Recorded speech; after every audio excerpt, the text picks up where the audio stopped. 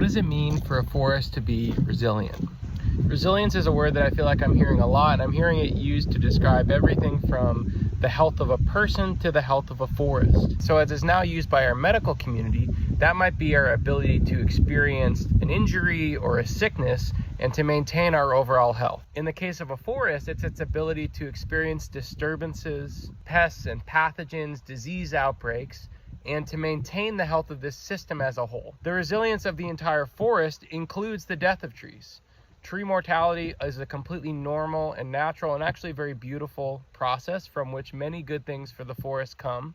Many important habitats, many unique qualities. Even as the resilience of individual trees fails and they succumb to mortality, the resilience of the forest allows this system, this living community, to persevere.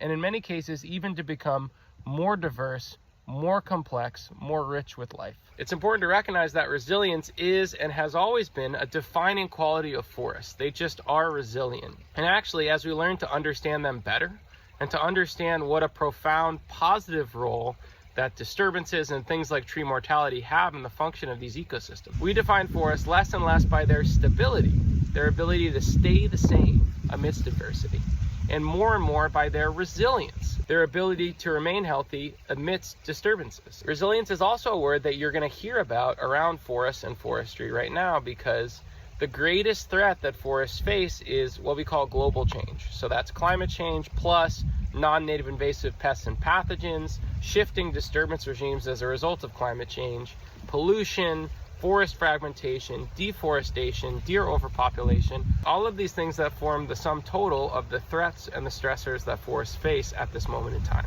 While we know that forests are by definition resilient, the species that comprise our forests today have probably never had to deal with this many threats and stressors over such a short period of time in their history. And so when we talk about building the resilience of our forests, it's not just their normal ability to be resilient to a windstorm or an ice storm.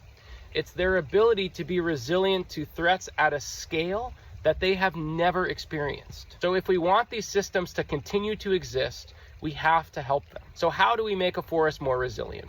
Number one is dealing with the threats and the stressors that they face. Dealing with deer overpopulation, killing antlerless deer, or incentivizing the killing of antlerless deer to lower those populations across our landscape, and or protecting trees and areas of trees from deer browse with fencing and other methods. It's going to mean controlling invasive plants, which usually will mean using herbicide to control invasive plants, because most of these plants are almost impossible to kill without herbicide. And these invasive plants form these monocultures in the understory of forests that prevent the forest from being able to regenerate, which is key to the forest's ability to be resilient.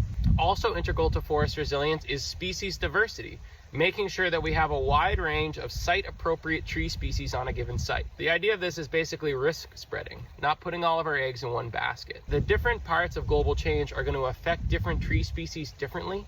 We don't, in every case, know what those effects are going to be. So what we really need to do is just have a lot of options, have a lot of different native species that are potentially going to interact with those different symptoms differently. Structural diversity, like species diversity, is also very important from a biodiversity perspective. Basically, the idea of structural diversity is that you have different generations of trees within the forest, so that if something happens to a single generation of tree, let's say you have a really severe thunderstorm and it takes out your whole overstory, knocks all those trees in the canopy over, that you also have all these trees in the midstory and the understory that can take up that space. Most of our forests are pretty even age, dominated by a single generation of trees, and so creating that structural diversity may require cutting trees. You cannot develop that structural diversity unless you've also dealt with deer browse, with non-native invasive plants, with the other things that threaten the forest's ability to regenerate. When people ask me what's a healthy forest, more and more I define forest health entirely in terms of resilience. I view resilience as fundamental to forest identity, as the thing we most need to manage forests for, and as their most important asset as they face such an uncertain future. Please like and subscribe.